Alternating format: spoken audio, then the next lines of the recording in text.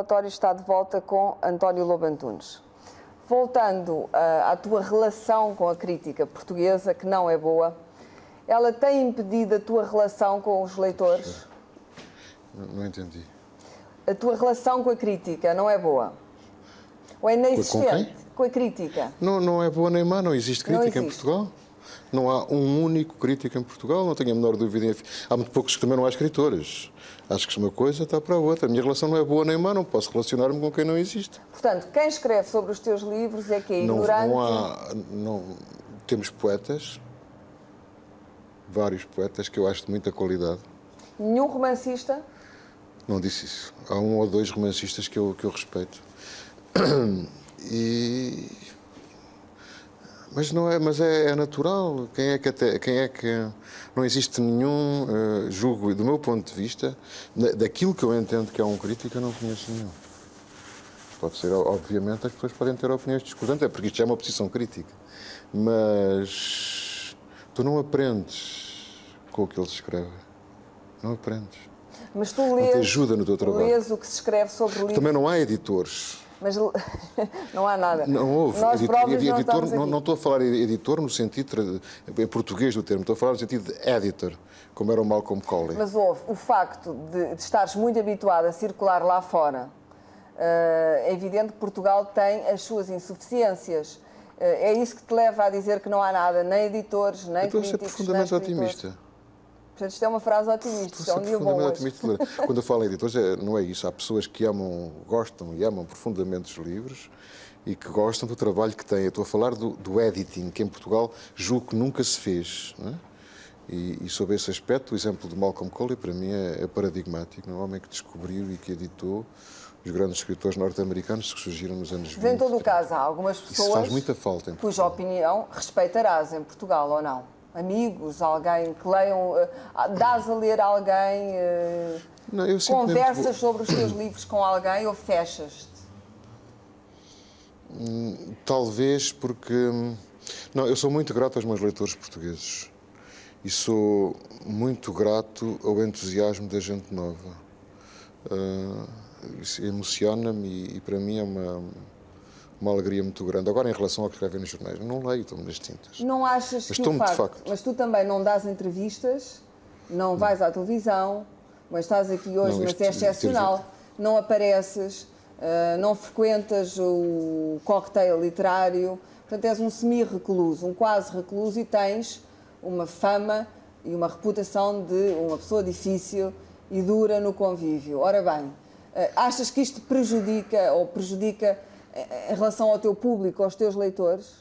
Dou entrevistas no estrangeiro até certo ponto. Agora, na Holanda, interrompi uma entrevista a meio porque o entrevistador não tinha lido o livro. Mas quantas vezes me apareceram aqui?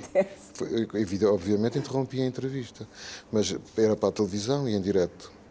Agora, quantas vezes me apareceram pessoas que me disseram ainda não li o seu livro ainda, mas podemos falar. Ou acabei de ler o livro, comecei ontem à noite e acabei esta manhã. Quer dizer, não é possível. Não é possível. Quer dizer, eu gosto muito do meu país. Gosto muito das pessoas do meu país. Há aqui pessoas que sabem de literatura. Simplesmente essas, infelizmente, não fazem crítica, ou quase não a fazem.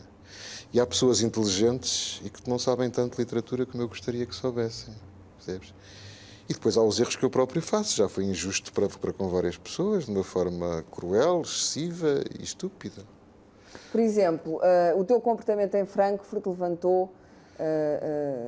Não tive qualquer comportamento em Frankfurt. Eu estive em Frankfurt um dia. Mas recusaste aparecer em todos os lugares que houvesse um escritor português e recusaste sentar-te ao lado de outro escritor português.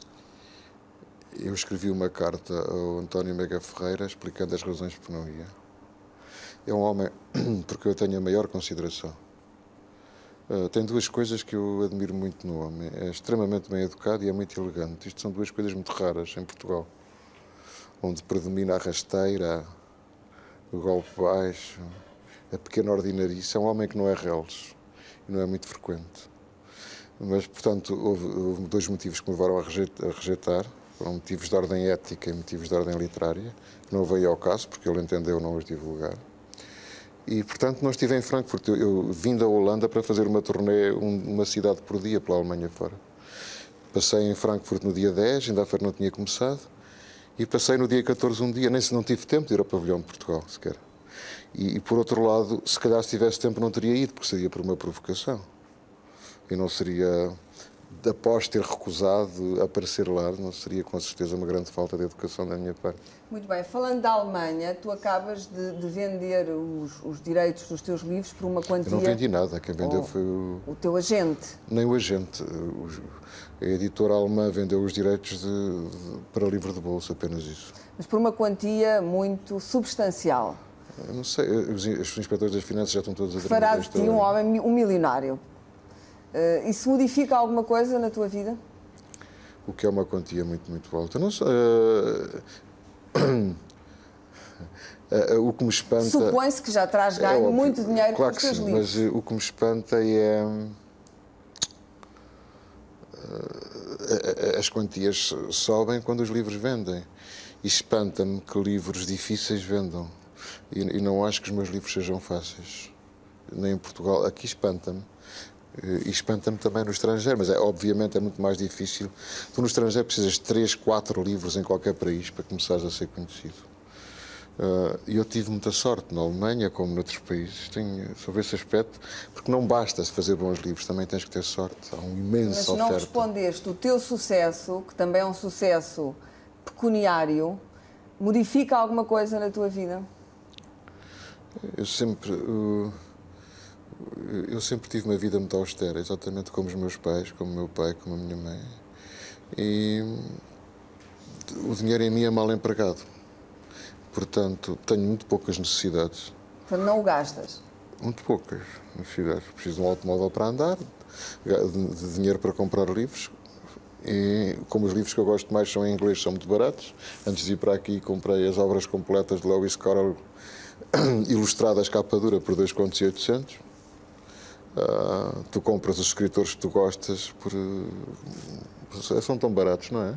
Agora, é óbvio que os livros em Portugal são caros, a culpa não é dos editores, mas são caros.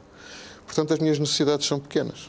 Houve um período na tua vida, por volta de Fado Alexandrino, do Alto dos Danados, em que tu pensaste, e até um pouco antes, na explicação dos passos, em que tu pensaste sair de Portugal. Ir viver noutro país, incluso na América, na altura. Foi mais tarde. Já não te apetece, hoje que tens tanto sucesso lá fora? Pois, foi quando recebi um convite do DAD. O DAD era uma... Portanto, isto terá sido... Foi antes da queda do Muro de Berlim. O muro cai em 88, não é? Sim. Foi um ano antes. O DAD era uma organização da cidade de Berlim e do Governo da República Federal da Alemanha. 89. Exato. Em que convidavam um escritor, um músico, um pintor... um compositor, um pintor e um atriz cá durante um ano. E eu aguentei 3 meses e vim-me embora. E era vizinho do Luigi Nono, que era um homem admirável, casado com a filha do Schoenberg. E Berlim era uma cidade maravilhosa, tinha um apartamento muito agradável, mas sentia uma imensa saudade de falar português. E estava farto de comer salsichas grandes em pães pequenos. O que é que sentes a falta em Lisboa?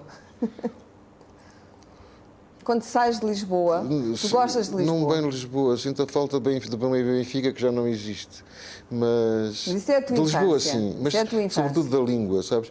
Eu lembro-me ao fim de 3 meses, quando voltei, tinha vontade de beijar os polícias no aeroporto que falavam português, sabes? Acho que sinto falta de papel no chão, dos carros, porque às 3 da manhã estava a dormir, nessa altura eu ouvia muito bem, acordava com um barulho de sucção. Eram umas grandes máquinas a aspirar as ruas, percebes? E transportar para... como se as ruas fossem uma imensa alcatifa que era preciso manter eternamente limpa. Depois eram os hábitos alimentares. E depois uma infinita saudade, não sei bem de quê. Não sei bem de quê. O que é facto é que enquanto não voltei, não descansei. Depois andei com ideias de viver para Nova Iorque, uma cidade que me deslumbrava, que me deslumbra ainda. Mas, de facto, não sou capaz de estar muito tempo longe daqui. Não sou capaz. Que graça é que tu achas aos subúrbios? Que graça ficcional?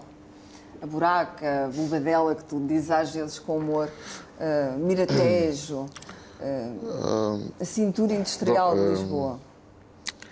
Tu precisas de um prego para pendurar os teus quadros, como dizia o Alexandre Dumas, quando ele dizia que a intriga era o prego onde ele pendurava os quadros. Porque, no fundo, o que te interessa mais é o trabalho com a língua, não é? E a forma como... aquilo que todo escritor procura, mesmo quando diz que não, é modificar a arte do romance. É mais que óbvio. Todos eles. Quando tu vais ler, por exemplo, os ensaios, uns concordas, outros não, do... Como é que se chama o nome que chama Passage to India? Forster. Do Forster, sobre a arte do romance. As lições que ele deu em Cambridge. Tu percebes como por trás daquilo há o imenso desejo dele de alterar de facto a arte do romance. Mas esse desejo que tu hoje sabes que tens, já tinhas quando começaste, não? Começaste Sim. ingenuamente, com 37 anos, a publicar a Memória Isso é uma de coisa Elefante. de facto curiosa, porque tu repara, quando um escritor tem uma reputação internacional, Green, Forster, James, todos os ensaios deles sobre literatura são publicados e lidos. Um grande crítico é muito raro ser traduzido. Mas os escritores portugueses também não têm ensaios sobre literatura? Porque as pessoas se interessam sobretudo pela ficção e o resto vem por arrasto. Por exemplo, a arte da ficção do James, que tem muito que se lhe diga. Quando ele compara a literatura à pintura e não sei o quê, tem muito que se lhe diga. E que é sobretudo uma defesa da sua própria arte e uma visão, como é natural que seja.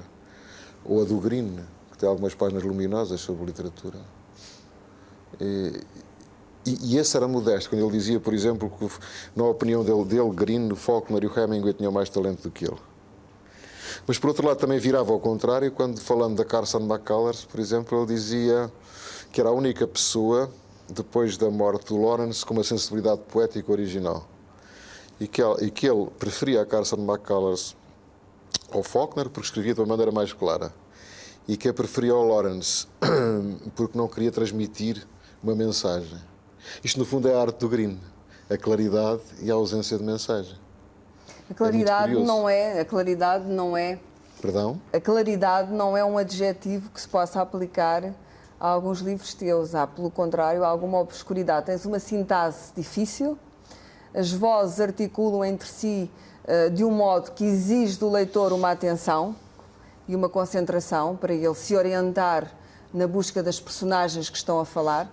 Portanto, isto é uma escrita que exige, que solicita ao leitor, que lhe pede inteligência, atenção, tudo aquilo que as pessoas hoje não têm para dar. Tens consciência disso quando estás a escrever ou estás só na procura da tua voz? Tenho consciência que cada vez mais tiro mais nexos intermédios.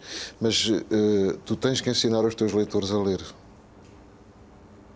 Livro após livro, se tu pensas, ou sentes, ou julgas, ou supões, ou fantasias, que é muito nacional, que estás a dizer qualquer coisa de novo, tens que ensinar os teus leitores a ler. Tu pressupões que o leitor do Esplendor de Portugal já te acompanha há mais tempo, que não começou por ler-te neste livro.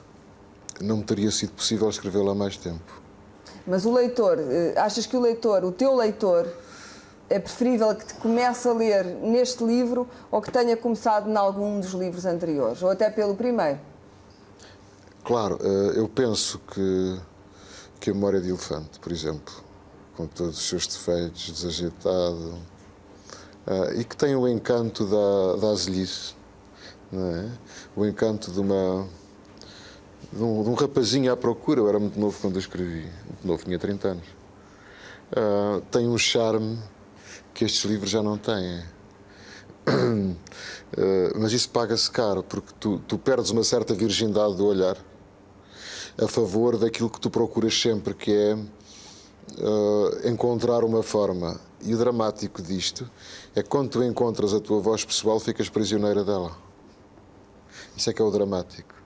Estás contente com a voz que conseguiste ao fim destes anos, com a voz que encontraste como autor, como escritor? Eu penso, penso que a Memória de Elefante já havia qualquer coisa de pessoal e ainda hoje me espanta o sucesso que o livro teve na altura e continua a ter. É uma coisa muito agradável para mim, é que os livros continuam a vender. Obviamente não vendem loucamente, mas saiu agora a 19ª edição dos Cruz de Judas, que é um livro que eu nem me atrevo a ler para não me arrepender. Normalmente, sabes, eu não leio os livros, também não vejo provas. Porque então o que eu quero é esquecer-me deles. A tarja que põe nos teus livros, que começou a aparecer nos últimos romances, um romance genial, tu concordas com este tipo de tarja? Não achas que esta tarja condiciona o leitor? Obviamente a ideia não foi minha, foi a ideia do editor. Eu não tenho que, da mesma maneira que não aceito que, seja quem for, me faça observações sobre os meus livros, também não faço observações sobre o trabalho dos outros. Não faço. Ele entendeu que era aquilo, eu não vou de forma alguma criticá-lo, porque ele sabe mais de vender livros do que eu. Se ele achou, portanto, aquilo corresponde, julgo eu, a um entusiasmo genuíno da parte dele, não tenho a menor dúvida a esse respeito. Portanto, foi assim que ele entendeu pôr, como nunca discuti qualquer capa, como nunca, acho que o editor, a partir do momento em que eu entrego o livro ao editor, o livro pertence-lhe a ele. E como eu tenho uma relação de confiança e de amizade com o meu editor, ele tem todo o direito de fazer o que quiser. Nunca, é óbvio que numa relação, um casamento que eu tenho com ele, que dura desde 83, tivemos diferenças de opinião, mal-entendidos, etc. Mas basicamente, isso é que é importante, a nossa amizade sobreviveu a isto tudo. Há quem ache que tu te sentes em Portugal um pouco um gênio incompreendido. É verdade? Em Portugal? Que em Portugal te sentes um pouco um gênio incompreendido pelos contemporâneos. É um país pequeno. E depois, nós portugueses temos muita tendência a confundir as razões porque gostamos ou não gostamos daquilo que uma pessoa faz com as razões pelas quais gostamos ou não gostamos dela. Da pessoa. E então confunde-se a pessoa com o trabalho dela. E depois, ou sabemos todos da vida uns dos outros, ou julgamos saber, ou inventamos. Eu julgo que parte da minha aceitação no estrangeiro tem a ver com o facto de eu ser estrangeiro, porque isto acontece também no estrangeiro. Repara como o Gunter Grass é atacado aquele livro que ele publica na Alemanha. E, na minha opinião, o Grass é um grande escritor. Não tenho a menor dúvida a esse respeito. Não tenho a menor dúvida a esse respeito. Bom, também não tens a menor dúvida de que tu és um grande escritor. Do Nobel, gostavas de ter ganho o Nobel, não és daqueles que dizem o Nobel não me interessa? Enquanto o meu pai for vivo. Porquê? Porque gostavas que ele tivesse esse júbilo, seria uma essa forma alegria? de compensar o meu pai e os meus irmãos, a minha mãe, a minha família,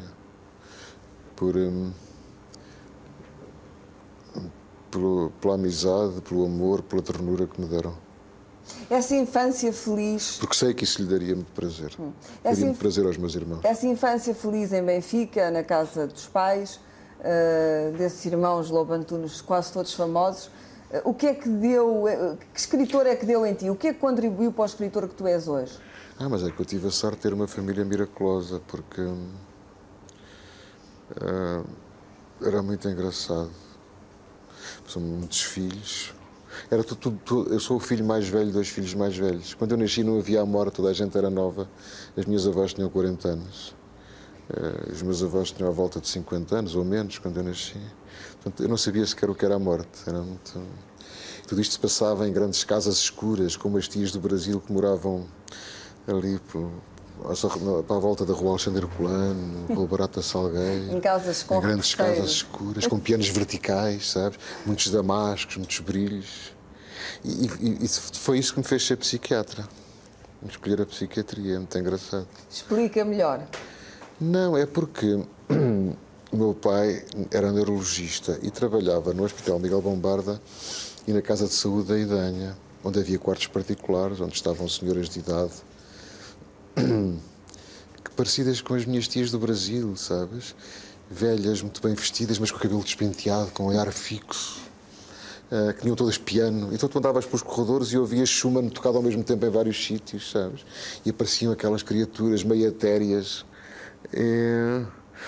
E então eu pensei, bom, o Miguel Bombarda é tão parecido com as casas das minhas tias, com o cinema do Fellini. É uma mistura dessas duas coisas. E ia lá em pequeno com o meu pai e via aquelas pessoas que rondavam o automóvel em monólogos. E ainda bem que fui para a psiquiatria. Porque quando cheguei ao hospital, pouco depois de ter chegado, deram-me um doente. Normalmente estava lá internado há 30 anos com uma coisa chamada esquizofrenia, que os médicos achavam que era uma esquizofrenia. E a certa altura ele começou a piorar, apesar das minhas medicações. Andava com ar soturno, pelos cantos, a lucubrar. E um dia veio ter comigo e ele viu aquela carga toda e disse-me, sabe, o mundo começou a ser feito por detrás.